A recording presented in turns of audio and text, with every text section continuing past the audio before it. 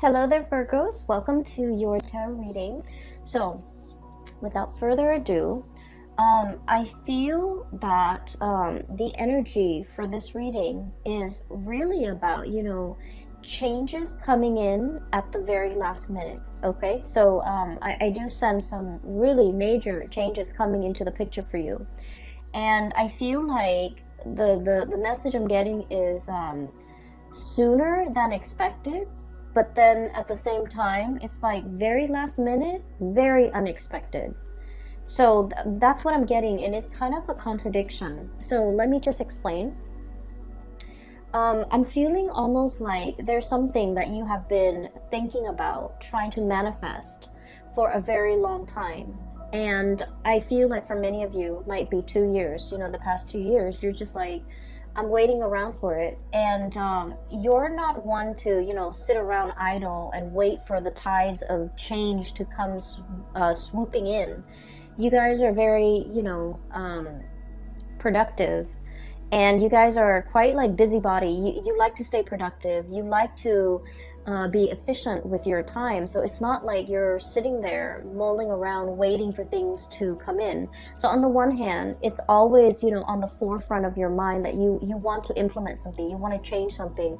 You want to do a drastic move or something very, very, I want to say like, it's like a change that is quite drastic for Virgo. It's quite a drastic change, okay? Because you guys are still a creature of habits. But I feel like you've been mulling over a situation for a very long time. And so it's always on the back of your mind. It's also, on some days, it's on the forefront of your mind. And so I feel like you've been waiting for the opportunity or the chance encounter or something to manifest itself. And so I feel like even though you've been waiting for it for a long time, the way that it comes in, it's like when you've given up hope, or when you just like kind of clear it, or maybe even move it from the forefront of your mind into the back of your mind and focus on other things and, finding enjoyment and still moving on with your life. That's when this major drastic change is going to come in. And so it's coming in at a very, I want to say opportune moment, but also very unexpectedly. Okay, so that's what I'm seeing. I saw 2 images for you, and I feel like the first image is definitely in relations to your love life. The second image is other things that are, that it might have to do with this change. So let me just relay the first information first, and then we'll talk about the 4 cards, because it seems like the reading is split this way. So first of all, I see this man. He's wearing a coat. It's like autumn. He's at a park. It looks like Central Park. It looks outdoorsy. Lots of people around, but not so much that it's crowded. There are a few pigeons on the ground. And he's wearing like a brown coat. He looks very handsome. Like he's, probably 35, 40 at the latest. And he has like a little Ziploc bag of like breadcrumbs. And so he's kind of casting it onto the ground, and the pigeons are like pecking at it. And so he's doing this. He's in a very calm state, but he's thinking about somebody, okay? It looks to me like, he's on his lunch break, taking a walk, feeding the pigeons, or maybe he finished a sandwich and there are breadcrumbs in that bag, so he's feeding the pigeons. But either way, he looks like he's in an office type of a work environment, because he's dressed like, loafers and slacks and a shirt without a tie and a brown coat, like a brown trench coat. And so he's thinking about somebody else. He's thinking about somebody. And so the scene kind of splits in half, and there's another image. While he's feeding, there's another image of a woman. She's really pretty. She has blonde hair, and she has a mole, a very distinct mole on the bottom, I want to say right. Yeah, it would be the bottom right side of her chin. Like it's a small speckled mole, but it's very distinct for some reason. She has like red pinkish lipstick on. She's in the kitchen. She's wearing an apron. She has blonde hair. She's very young, like probably around the same age. She's cooking a pot of soup, So a really big pot of soup. And she's tasting it from a ladle, and she's adding a little bit more seasoning, salt, pepper, whatever it is. And then she turns off the stove, like it's ready, so she turns it off.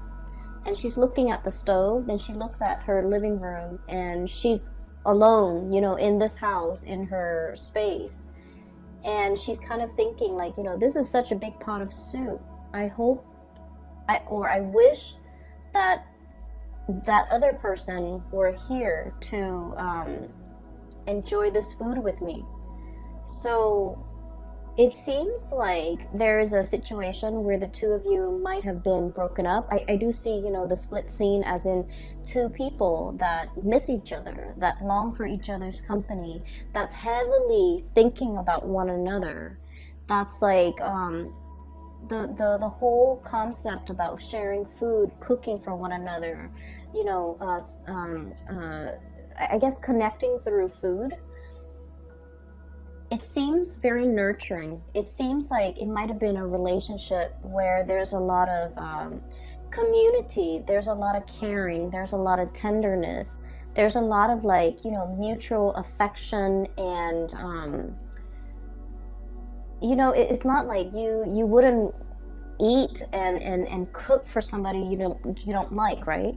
So I feel like in a way the relationship that the two people have had in the past might have been, you know, they might have shared space together, they might have lived together, they might have been married, they might have dated for a very long period of time where they're comfortable around each other and they care for each other. So whatever the situation is, there might have been a situation where two people have broken up and they're still longing to reconnect. Okay, so I feel like for majority of you that might be the situation, because he's on the park bench eating lunch possibly by himself and then feeding the birds. Like he wants somebody to share that experience with him.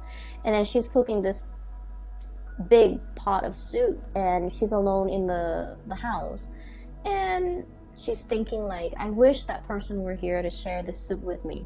So it makes me feel a little bit sad, but at the same time, I just feel like both people are very content. You know, they're going through the motions, they're still able to take care of themselves. So even if it was like a breakup or a situation where one person is no longer in the other person's life goes on. Like two people are still resuming their life. They miss each other once in a while. They're nostalgic for the past, and they miss that sense of companionship, I feel. There's definitely a sense of like, yeah, companionship. But you know, life goes on. No one is heartbroken and devastated and unable to function. Both parties are still able to function. Give me just 1 second, I apologize. Sorry about that. I was making tea and the water boiled, so I had to turn it off. Going back to that image that I saw, I feel for many of you, the fact that these two people are, you know, in different places, like there might be like geographical distance, and the fact that they're heavily thinking about each other denotes to me like a really strong soul connection. Okay, and it's depicted here. I have the Two of Cups. This is the sense of companionship. Okay. The cups energy deals with like emotions and also spiritual energy, where two people feel very, very connected. Okay, when they think about you, you know they're thinking about you, and it's sort of like, you know, feeds into this loop where you end up reverting to, you know, thinking about them, and vice versa. So it's a situation where two people are very, very deeply connected, really care about each other. There might be great compatibility as well. Really great compatibility between two people. So for you, especially if you're in a long distance relationship, I feel like there is an immense sense of longing, wanting to be together, wanting to connect, wanting to, you know, share the experience with another person. And then I also feel for others, there might have been a situation where it's like distance, like admiring somebody from a distance is what I'm seeing. I have here the Hermit, and the Hermit is a lonesome card. It doesn't mean loneliness. It seems to me like some type of remote viewing. some type of like distance associated with you and another person. And this combination, the Hermit and the Nine of Pentacles, admiring somebody from afar, admiring somebody's beauty, admiring the way that they look, and yet being so shy or so hesitant about letting them know how you feel about them. Okay, so if you're geographically distant from the person that is, you know, really occupying a lot of your thoughts, and you're thinking heavily about them, I feel like they are definitely also thinking about you. And then I also feel, you know, with Virgos are deeply shy by nature. And so I do sense that some of you might have somebody that you're really admiring from afar. You know, you're like wanting to touch them, wanting to talk to them, wanting to communicate, wanting to really tell them how you feel. But in a way, your feelings for this person scares you. You like to be in control of your emotions. You're also very rational. And I mentioned this before, but Virgo people don't fall in love. Like, love at first sight is not a thing for you guys.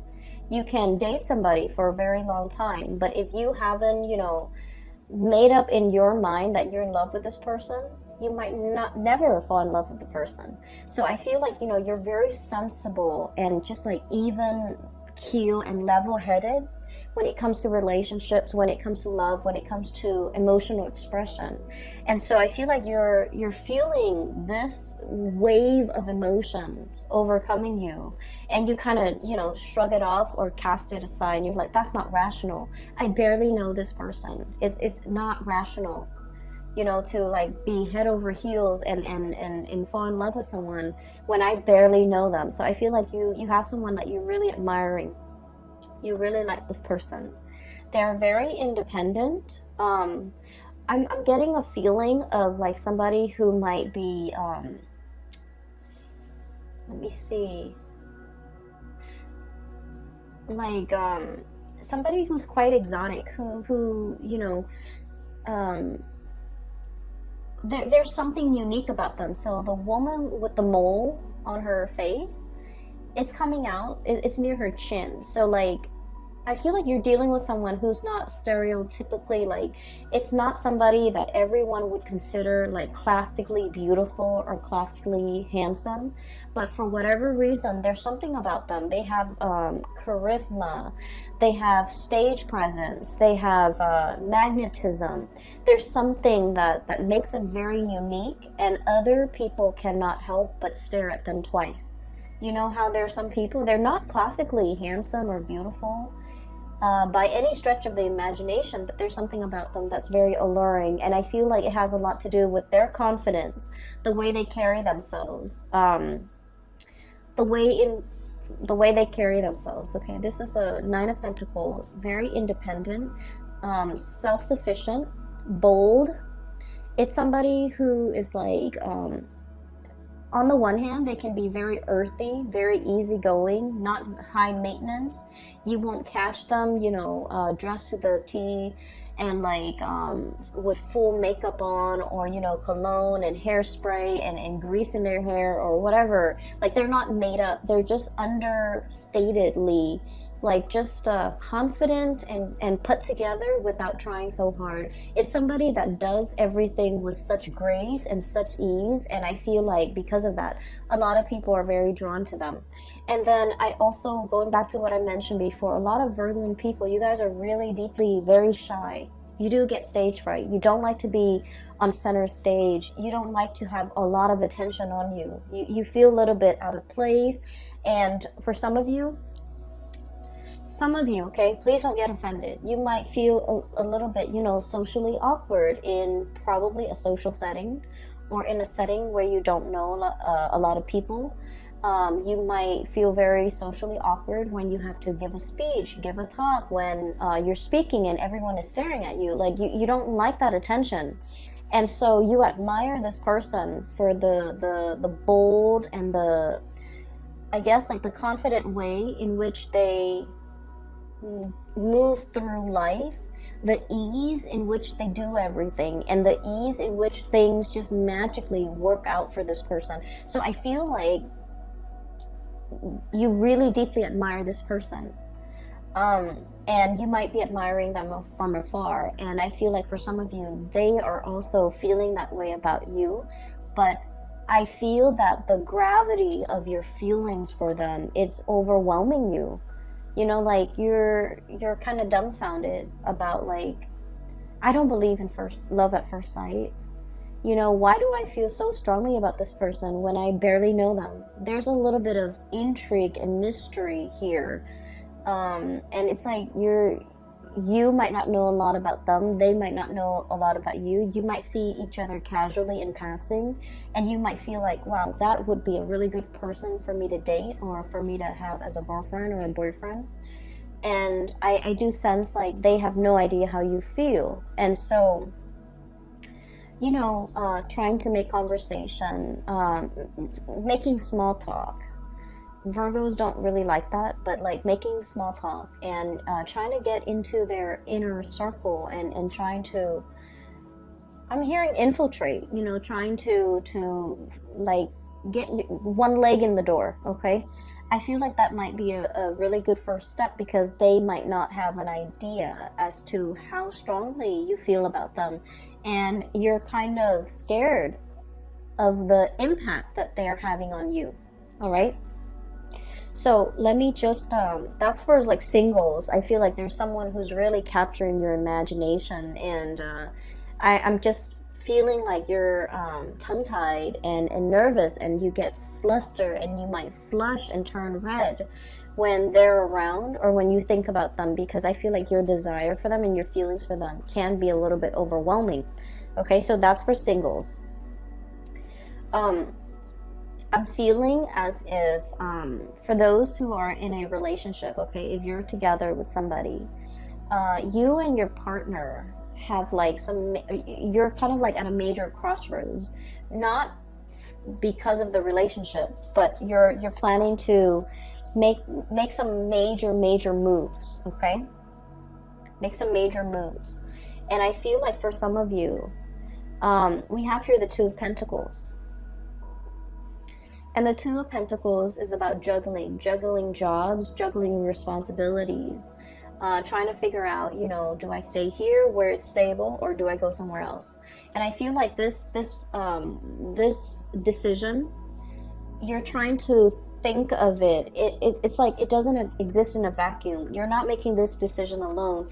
There's inputs from your partner. There's considerations from your partner that's like coming into the picture. And so like you're trying to make all the pieces fit, okay? And that's going to become a little bit more apparent when I talk about the next image that I see. Make all the picture of like the pieces fit together so that you can, you know, implement some type of a plan. So there's a lot of mulling over. There's a lot of communication. And then I also feel as well, there's a sense of like temptation, okay? You might be in one relationship and you're captivated by another person, okay? I'm seeing a lot of like earth and water. So like another earth sign, Virgo, Taurus, Capricorn, and water sign, Pisces, Cancer, Scorpio. So you might be in a relationship with one of those signs, and then you're like fascinated or interested in another person, okay? And so you're trying to, you know, figure out what course of action to take, what you should do. Do I stay in this relationship or do I jump into another relationship? So I feel like there's a lot of relationship energy, really occupying a lot of your mind space, okay? And you know, you're very good at compartmentalizing. You know, when you're at work, you put on your work hat, and then everything else that's not work related kind of falls away. And then when the work day is over, you take off that hat and then you go home, and that's when you think about all the other areas of your life. So you're very able to compartmentalize. But I do feel there's relationships, thoughts of relationship, decisions about relationships and things like that might be occupying the majority of your time for this month. So that's what I'm seeing here. The second image that I saw is I see this jigsaw puzzle. It's a scene of like a tsunami, like an ocean, you know, waves coming in. Not like a giant tidal wave, but it looks almost like those Japanese, you know, pictures of like tsunamis, like ocean waves. Okay, it's a jigsaw puzzle. It's incomplete. The edges are already filled in, but the pieces are missing from the inside. And so I see somebody's hand putting the pieces together. And the person finds this piece, and the color scheme is very, very similar to something that's part of the wave over here. The color scheme is really similar. So you know how when you do jigsaw puzzles, the strategy is do the edges and then, you know, group all the pieces together that have similar color schemes and then go from there, right? So that's the way I feel like a systematic Virgo's mind would work. Like pieces should fit together. And so the hand holds up, and I think it's a guy's hand, it's a man's hand, and he finds this piece and he's like, oh, it's going here. And then he tries to fit it in, rotates it, it doesn't fit. And he's all like, but it has to, the colors are so similar. And so he puts it down, and he was like, maybe there's something wrong with the laser that were used to cut the pieces. So he starts, you know, turns his hand into a fist and starts like pounding on it to make sure it fits. But sure enough, it doesn't fit. And so he puts it aside, and you see it in fast motion where he finds pieces and everything's filled in, and at the very end there's one piece missing. And then he goes, oh, that piece that I put aside, now it goes here. And then the scene just kind of cuts out. So what I'm seeing here, like I mentioned before, you know, there's a time and a place for everything. And everything works when it's supposed to, and everything falls into place when it's supposed to.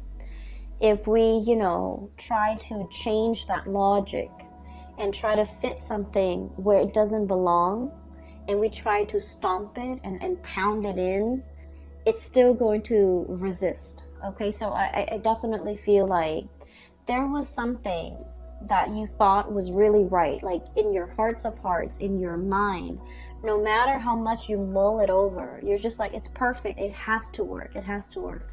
And for some reason, it didn't work. For whatever reason that you couldn't even understand. I guess that reason was never shown to you, and even till now, you know, whenever that situation happened in your life, even now, you're still perplexed about it. And you're just like, well, it didn't work in the past, you know, and I don't know why it didn't work. What will happen now to make things work? So I feel almost like this, you know, it's like a infinity loop, you know, this things coming back full circle, where you're reminded of a time where you tried something and you were so 100% sure that, well, the colors are similar, the edges are similar, why didn't it fit? And now a similar situation is coming around, and you're just like, what if it doesn't fit this time? What if it flops on me? Right? And so I feel like there's something coming around full circle, okay? And whatever didn't work out before, it's going to work out now, because in the past, you forced it. You pounded it in. And I feel almost like you were so focused heavily on the details, on the,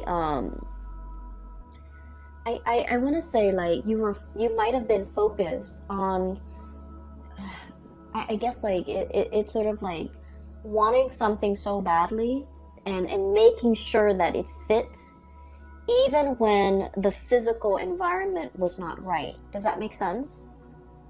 And I mean, it got to the point where the man with the jigsaw puzzle, he was like using his fist to kind of like hammer it in, but it didn't fit. And so they're telling you, whatever that situation was, that made you feel like you doubted your intuition, you doubted your judgment because you were so sure. whatever it was, it's coming back around. And now you're in a much better space where you're not trying to make things fit, where you're not trying to force things, where you are operating from a place of wisdom and allowing. And that's when the situation is like, it's right, okay? So there's a time and a place for everything. We have to be able to see the big picture in order to understand how the parts all fit together. Does that make sense? And the reason I say that is you have some two cards here that are back to back. 5 of Swords. And then the 6 of Swords. I'm sorry. 5 of Wands. Excuse me. And then the 6 of Wands. Okay? So, I'm sorry. This is the 5 of Swords. So, the 5 of Swords is a situation where we're kind of like arguing, bickering. And the sword energy denotes communication, thought processes, mental processes that might have been faulty, where no one is really getting a word in. Everyone is bickering. Everyone is trying to, be right, trying to prove that they're right. And with the 5 energies, 5 indicates some major turning point, some major change, okay? And then we have here the 6 of Wands, which is a victory. There's a situation here in the past, it was punctuated with a lot of conflict, with a lot of faulty reasoning, with a lot of just like, I believe this, even though I haven't really done the research, I still believe this. You might have been dealing with people like this in your environment where the energy that they kick up around them was like repellent for good things to come. Okay, there might have been an environment that you were in where, let's say this, okay, if you're like ever walking or running on a dirt path, right? If you're running or walking on a dirt path, with every footstep or with every step, it kicks up a little bit of dust, right? And so just imagine energetically when you're in this type of environment where people are constantly bickering, constantly shuffling around, moving around, trying to prove themselves right, trying to one up the other person.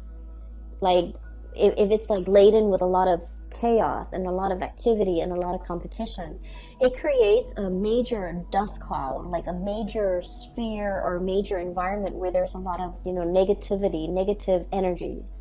And so it repels, you wouldn't want to walk over where that dirt cloud has been stirred up, right? And so this environment was a repellent for good things to come in the picture. And so whatever it was that you were trying to do, I feel like it flopped down. It didn't have a lot of support. It just couldn't see the light of day. It couldn't rise above the dust cloud, okay? So I'm a little bit inclined to say that the people you might have had around you might not have been good for your growth. The work environment and the colleagues or the energies just surrounding the work environment was not conducive for good things to attract good things or to even, be in alignment with you. And so I see you turning your back to the situation, okay? No more bickering, no more pettiness, no more conflict. I'm turning my back. And as soon as you decide to turn your back, we have a lot of victory, a lot of success coming through. And I'm almost seeing like